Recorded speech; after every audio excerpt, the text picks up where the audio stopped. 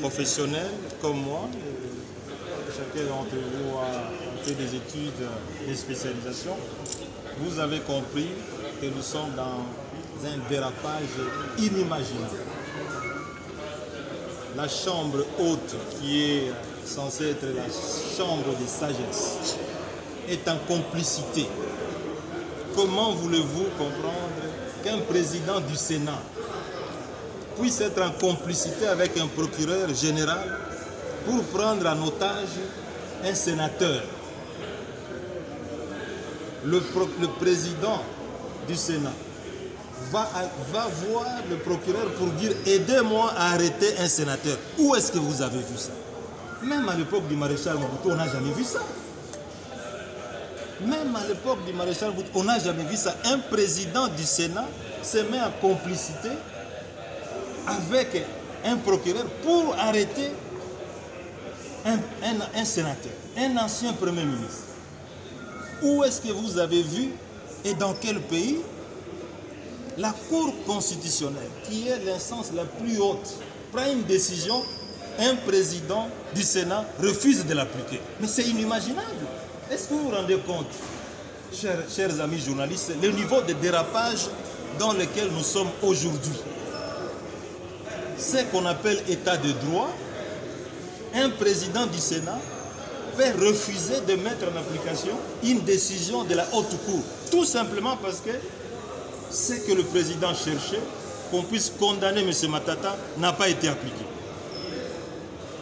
Chers amis journalistes, où est-ce que vous avez vu un dossier qui est clôturé sans suite, où un procureur général demande pardon à quelqu'un, mais il ne clôture pas le dossier?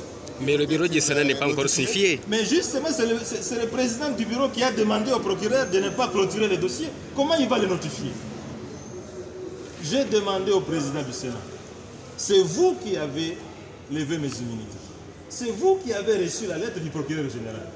Moi, j'ai vu le procureur général qui m'a dit que M. Matata, votre dossier est vide et nous devons le classer sans suite. Mais il n'a jamais clôturé. Mais demandez-lui qu'il puisse vous dire qu'est-ce qu'il en est. Mais le président du Sénat dit, je ne peux pas lui écrire. Comme c'est lui qui lui a demandé de ne pas lui écrire. Vous comprenez? Qu'il ne peut pas lui écrire. Mais ça, c'est un jeu d'enfant. Est-ce que vous avez On peut conclure qu'il y a une notification de la Cour constitutionnelle? Avez-vous reçu l'acte de notification? Mais il a reçu ça. J'étais avec lui dans son bureau le mardi et il m'a dit que j'ai reçu ça.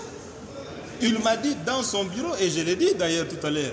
Et pourquoi vous refusez de vous restituer vos immunités si l'acte de notification... Mais je vous ai dit qu'il est en train de préparer d'autres réquisitoires.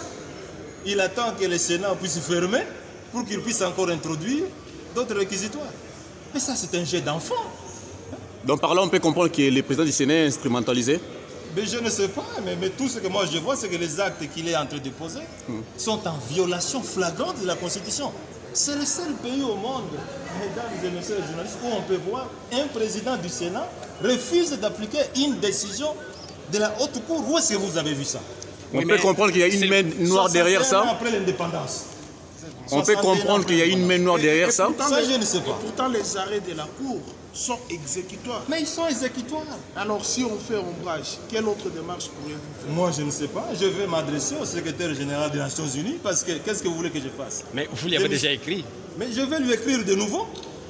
Qu'est-ce que je peux faire? Alors, une question de curiosité. Oui. Qu'est-ce que Honorable Matata se reproche du dossier Boukangalou?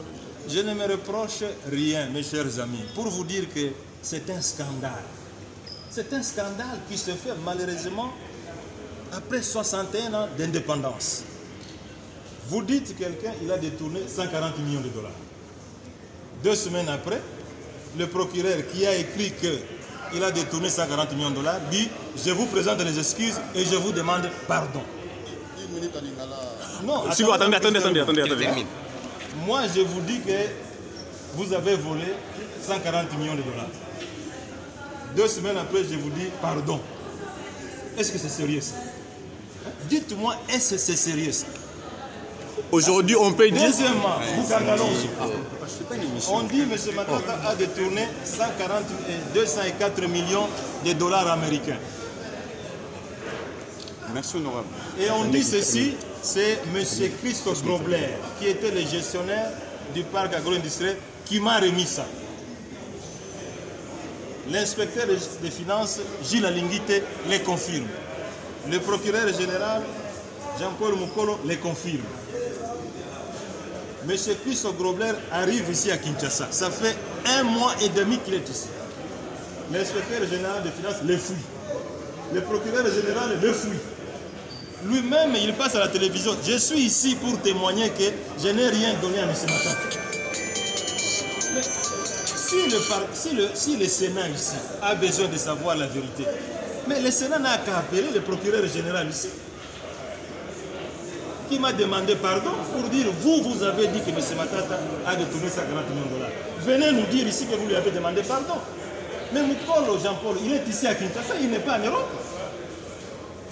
Deuxièmement, M. Christophe Grobler, qui m'a remis l'argent, il est ici.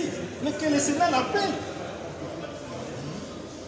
Mais ce Bat, il est en train de dire des choses que même un enfant de 10 ans ne peut pas accepter. Vous êtes président du bureau du Sénat. Vous voulez savoir si M. Matata a détourné l'argent.